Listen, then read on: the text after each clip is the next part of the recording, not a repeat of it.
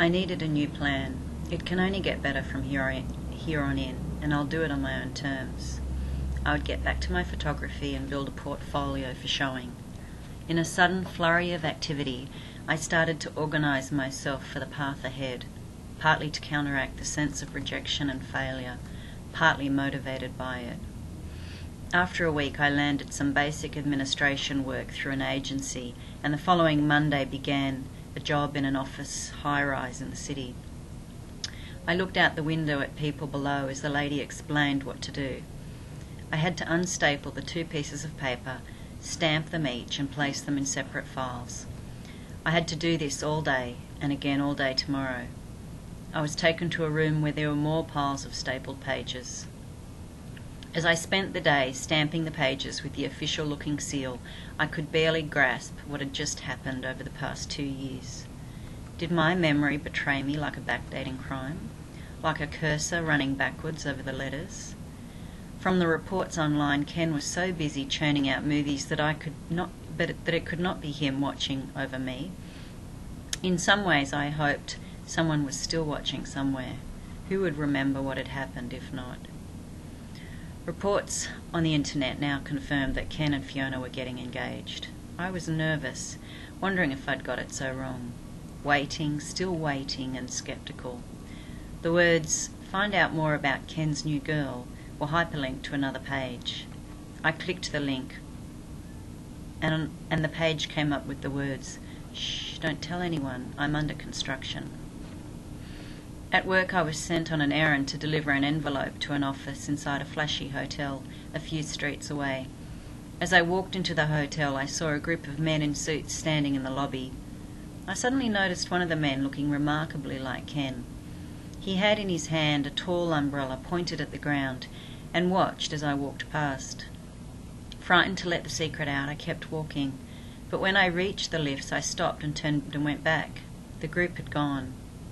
That week my housemate was in the kitchen all excited and exclaiming that while at work she bumped into a famous movie star. "It was really weird," she said.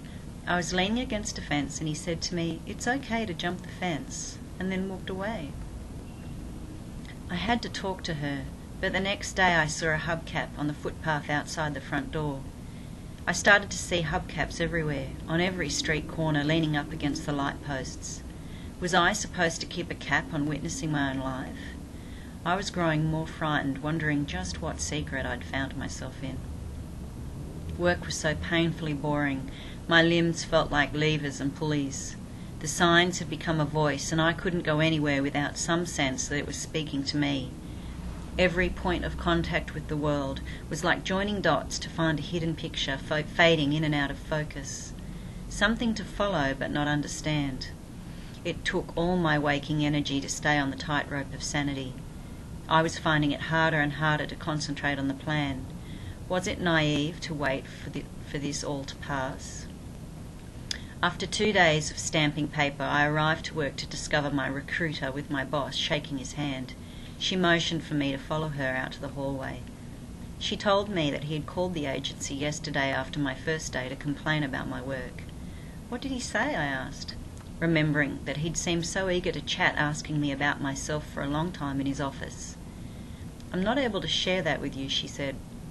"I don't understand, it's only administration," I said, at first bewildered but then growing with anger. But she was brushing it off and promised to call the next day. I was already walking out towards the door. Outside, I walked through the busy city streets to a bus stop and waited. When the bus came towards me, I stood up and moved closer to the curb to catch it. It drove straight past, and I chased after him. "Stop!" I yelled. As I did, the strap on my high heels broke, and I threw them off and kept after the bus as it slowed at the next set of traffic lights. I caught up to it and banged on the door. The driver opened the door ajar. "Why didn't you stop?" I said, almost shouting. "You didn't signal," he said nonchalantly.